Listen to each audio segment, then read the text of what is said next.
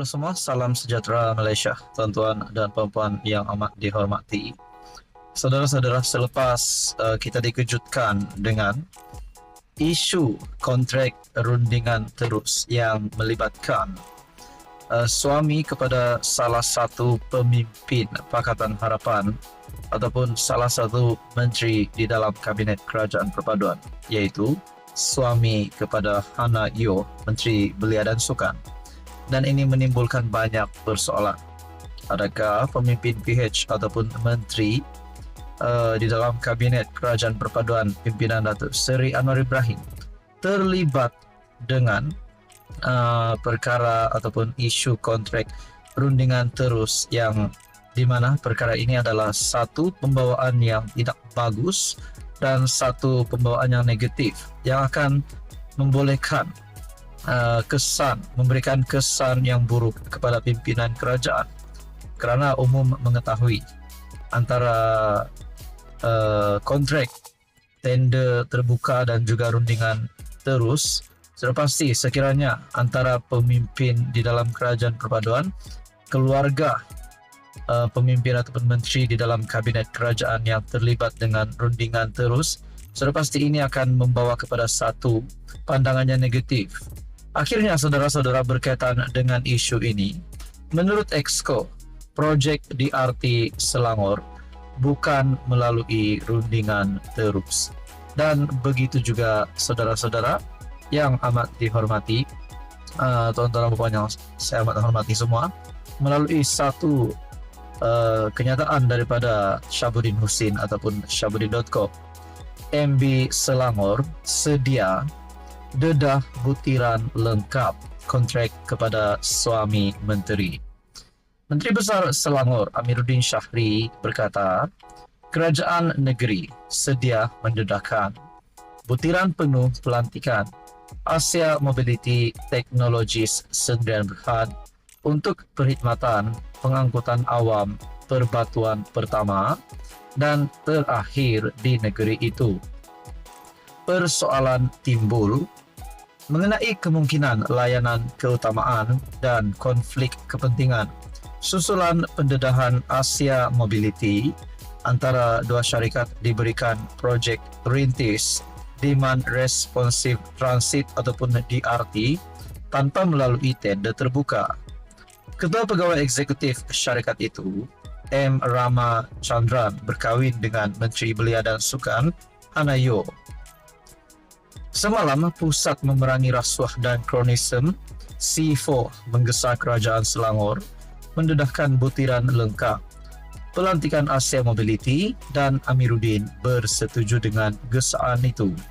Kami sanggup lakukannya, katanya dalam sidang media ketika ditanya berhubung gesaan C4. Kami tiada masalah berbuat demikian kerana kami ada kebebasan maklumat. Amiruddin berkata, kerajaan negeri terbuka untuk menyediakan minit mesyuarat membabitkan agensi pengangkutan awam darat ataupun APAD. Katanya, dua syarikat itu hanya sebahagian daripada proses pembuktian konsep POC Bus on Demand selama 9 bulan. POC ialah kajian kebolehwalaksanaan untuk membuktikan sesuatu idea itu boleh dilaksanakan. Nah, saudara-saudara, perkongsian daripada Syabuddin Husin, Menteri Besar Selangor sedia dedah butiran lengkap kontrak kepada suami menteri. Tulisan daripada Syabuddin pada 30 Mei, manakala Exco pula dalam satu artikel pada 29 Mei menyatakan projek DRT Selangor bukan melalui rundingan terus. Mungkin ini sedikit sebanyak akan membawa kepada kecaman kepada Pakatan Harapan dan Kerajaan Perpaduan. Tapi pada akhirnya lain pula yang berlaku. Kita dapat lihat ini adalah satu penafian bahawa perkara ini ataupun isu kontrak ini yang didakwa secara rundingan terus akhirnya dinafikan. Jadi saudara-saudara, berkaitan dengan isu ini, apa komen Anda? Sekian saja, teruskan bersama di dalam channel ini. Halo semua, salam sejahtera Malaysia, tuan-tuan dan puan yang amat dihormati. Ini satu lagi pendedahan baru yang pasti membuat walaun, yang juga pasti akan membuat penyokong PAS, terutamanya PAS, dan juga Perikatan Nasional mungkin terkedu dan mungkin terkejut sehingga mungkin ada yang meroyan. Satu dapatan saya hari ini ataupun maklumat daripada Harapan Daily yang menyatakan penyokong PAS rupanya kena tipu. Wah, kenapa? Tiba-tiba ada maklumat yang menyebut penyokong PAS kena tipu. Adakah pimpinan PAS yang dipimpin oleh Presiden Tan Sri Abdul Hadi Awang ini benar-benar menipu penyokong-penyokong mereka? Dan kalau benar mereka menipu, adakah selepas ini PAS bakal kehilangan banyak penyokongnya pada PRU, pada PRK ataupun mana-mana pilihan raya pada masa akan datang? Nah, saya mendapat satu maklumat daripada Harapan Daily. Penyokong rupanya kena tipu. Pemimpin PAS tiada pun disenarai ahli sunnah wal jamaah. Penyokong PAS dilihat kena tipu apabila tiada seorang pun pemimpin dari parti Islam itu disenaraikan sebagai ulama ahli sunnah wal jamaah. Malah Presiden PAS Tan Sri Abdul Hadi Awang juga tiada dalam senarai ulama, biarpun terdapat dewan ulama dalam parti itu. Para ulama, asatiza, ilmuwan agama ini, ramai daripadanya memiliki ijazah sarjana dan PhD serta bergelar profesor dalam bidang masing-masing serta diiktiraf ulama dunia. Ulama berasal dari perkataan alim yang bermaksud ilmuwan Islam atau seseorang yang tinggi ilmu pengetahuan terutama tentang hal agama. Seorang ulama akhlaknya cukup tinggi dan alim kerana mereka mempunyai ilmu ukrawi berbanding ilmu duniawi. Mufti, kadi, faqih dan muhadid adalah contoh ulama sebenar. Pemimpin PAS bukan ulama.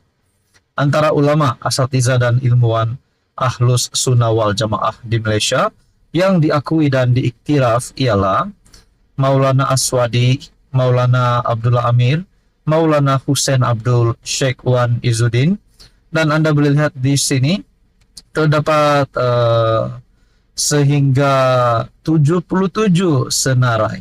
Dan di dalam maklumat daripada Harapan Daily menyebut kononnya pemimpin PAS tiada seorang pun disenaraikan sebagai ahli sunnah wal jamaah, termasuklah Hadi Awang sebagai Presiden PAS. Nah, sekiranya perkara ini benar, adakah ini satu lagi pembawaan negatif ataupun satu lagi perkara yang boleh memberikan kesan negatif terhadap kepemimpinan Hadi Awang dan juga PAS di Malaysia? Saudara-saudara, apa komen Anda berkaitan dengan isu ini? Sekian saja, teruskan bersama di dalam channel ini untuk info yang seterusnya.